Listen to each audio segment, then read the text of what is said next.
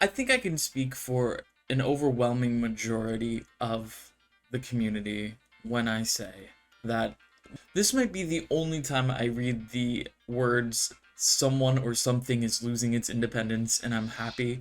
And that's because Bungie's leadership, as we all know, is just egregiously bad at doing exactly that, leading. And it's gotten to a point where Sony, they've invested their money and they've said, they're saying basically at this point, we're not seeing a return in that investment, which honestly, I don't know how they saw a chance of that happening in the first place. But now they're folding Bungie in to PlayStation Studios to ensure that maybe, just maybe, they can reinvigorate the game and use the assets from Bungie, the ones that obviously aren't at the top, who just sit on their laurels and collect a paycheck. But, the employees who've fought for this game and at least made Destiny the best it can be. I mean, obviously, it's not the best it could be, but, it's still a mostly functional game at this point, and, the fact that I'm saying that proves that there is still a lot of problems, because mostly functional isn't good enough. It should be fully functional, and it should reflect a little bit of what the consumers want to see. And I know in the recent TWID, the dev team did talk about how the power grind is not where they want it to be, and they're going to adjust that in the future. But that just means that the ever true mantra of, if you truly enjoy playing Destiny, just wait to play it. I mean, it rings true to just hold off until bugs are fixed, until the power grind is not as brutal, and you're going to be able to play the game in a much more enjoyable fashion than if you were to hop on right now and just start grinding. Although, I do think Solstice is probably the first time I've ever thought about telling someone, hey, this event is good, go play it, it's free, high tier loot, and all you have to do is play the game.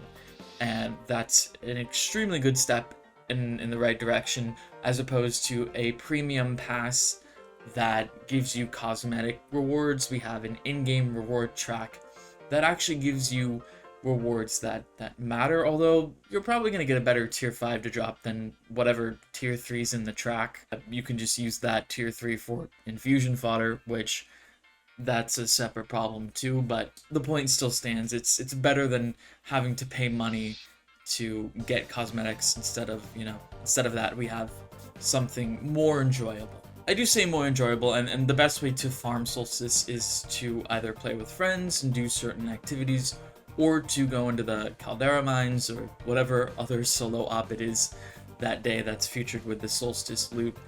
But it's, again, still better than just mindlessly sitting in Bonfire Bash and having to get your kindling for the armor and all that convoluted stuff. This is a much more straightforward system, and it'd be so nice to see this with every single event in Destiny 2 moving forward.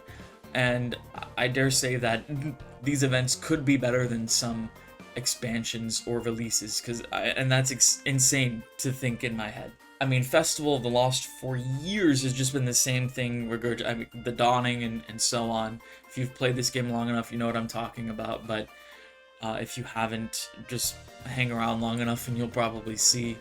But hopefully, again, with Heavy Metal and now Solstice, we're starting to see a steady diet of things improving, although Heavy Metal being time-gated was a little annoying. I'm sure they're going to bring it back and maybe have a bit of a longer period with that, but yeah. The next step, beyond just having it reflect the consumer interest and the player interest and, getting on feedback a lot faster, and, part of that problem, of course, is that 2 years ago, Bungie had 1,600 plus employees, and now we're down to 850 employees at Bungie. And if you think about it, you have a ship full of a crew, right?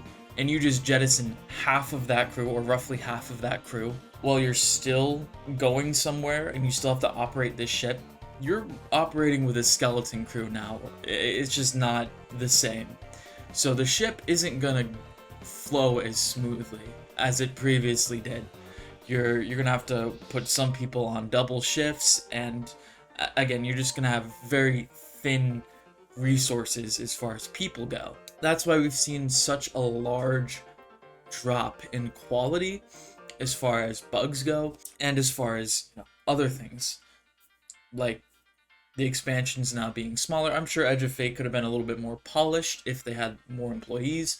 They might have even stuck to the larger expansion once a year type release, because you can put more into an expansion that size with more people, obviously. This is obviously spelling the end, potentially, for these CEOs. It isn't guaranteed.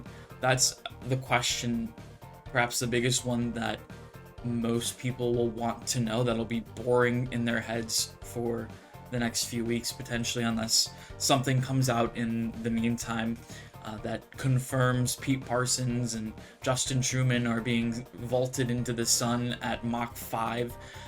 But, barring that happening, there's still a good chance they will be involved in some way, which is absolutely not what should happen moving forward, because I don't want to see more microtransactions in the game. I don't want these devs to continue to suffer the way they have, because they deserve more. And us as players, if we're going to keep spending our money on this, we deserve a good product, not the buggy product that we seemingly get every release. Sure, Edge of Fate was smooth server-wise, but the bugs were atrocious. And again, that just goes back towards QA and the lack of staff. And I could talk in circles here, as most of these issues have been around for a while, which is the frustrating part, and that's why I'm going to stop talking here. But this is, I think, the best thing moving forward for Bungie. They're going to become part of PlayStation Studios, and we'll see what happens from there. If you're wondering why there hasn't been a lot of content recently on my channel, I am in the process still recovering from wisdom teeth surgery. It was a little rough, I'll admit. I had a couple impacted teeth, and if you don't know what that is, you should be grateful, because it's not fun. If you hear a ripping noise, it might just be my gums exploding, but I'm here to make more videos in the meantime. But anyways, thanks for watching. Let me know what you guys think about this in the comments down below, and see ya.